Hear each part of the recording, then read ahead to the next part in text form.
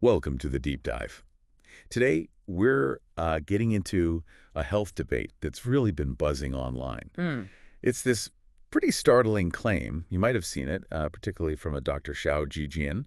He's been saying peanut oil is, well, super toxic. Super toxic, right? That's quite a label. Yeah. And the reason he given is its high omega-6 content, supposedly causing chronic inflammation, leading to all sorts of things, obesity, diabetes, heart disease. It sounds serious. It does.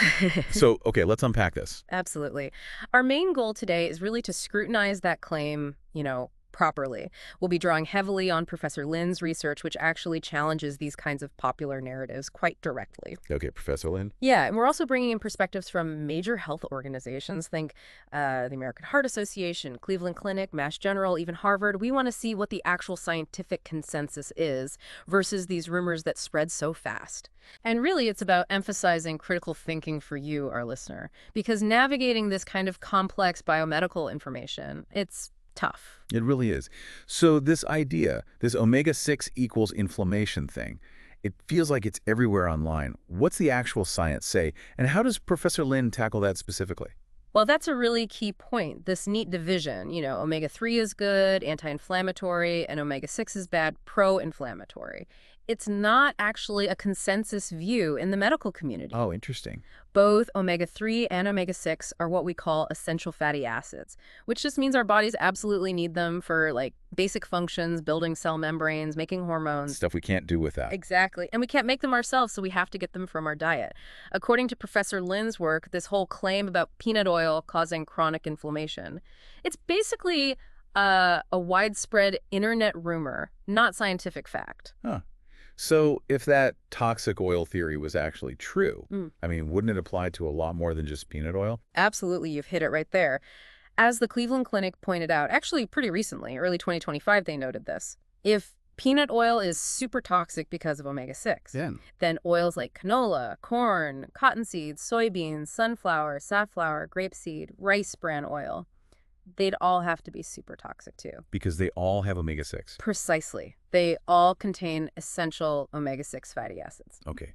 And what about the big health authorities? Have they, weighed in on this whole thing? Oh, definitely. And very consistently. They've basically been debunking this myth for years. The American Heart Association, for example, they made statements back in 2009 and again just this year, 2024. And what are they saying? They explicitly state there's no reason to avoid seed oils, and actually quite a few reasons to consume them. They emphasize that omega-6s are polyunsaturated fats, essential for health. Essential. Yeah, and they actually help lower the bad LDL cholesterol. They affect how it's made and cleared by the body. So they reduce risk. Significantly reduce the risk of heart disease and stroke, according to the AHA.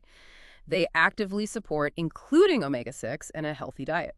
Wow, okay. That's a pretty strong counter argument. Yeah. But what about how the oils are made? You hear people worrying about hexane extraction. That comes up a lot, too. It does, yeah. It's true. Some seed oils are extracted using hexane, and critics definitely latch onto that. But the scientific evidence we have indicates that hexane has a really low boiling point. Meaning it basically evaporates during the processing. It just doesn't leave any significant residue in the final oil you buy.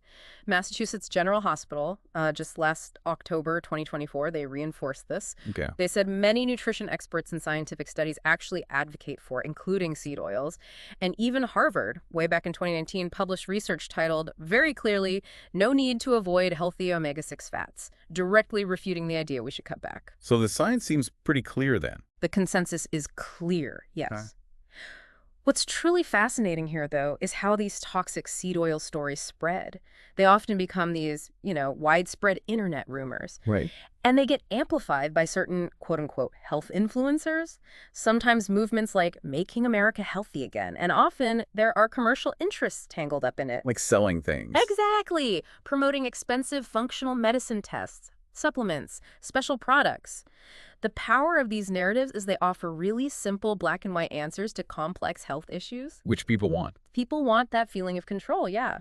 And it often taps into a distrust of mainstream science. They essentially, they milk fear for profit. Okay, so summing this up then, what does this all mean for you listening right now, especially with how much this stuff spreads online? We've heard consistent scientific evidence, right? From the AHA, Cleveland Clinic, Mass General, Harvard, all clearly saying seed oils, including peanut oil, are not toxic. In fact, these omega-6 fatty acids are essential. They're vital polyunsaturated fats, Vital for health. helping lower that bad cholesterol, reducing risks of heart disease, stroke. Replacing saturated fats in your diet with these unsaturated fats from seed oils is actually beneficial. That's the key takeaway from the established science. So it just shows how vigilant you really need to be when you're consuming health information, maybe especially from social media. It leaves you with a thought, doesn't it? If these unscientific claims get so much traction, I mean, even influence some medical practices just for profit, Yeah, it's concerning.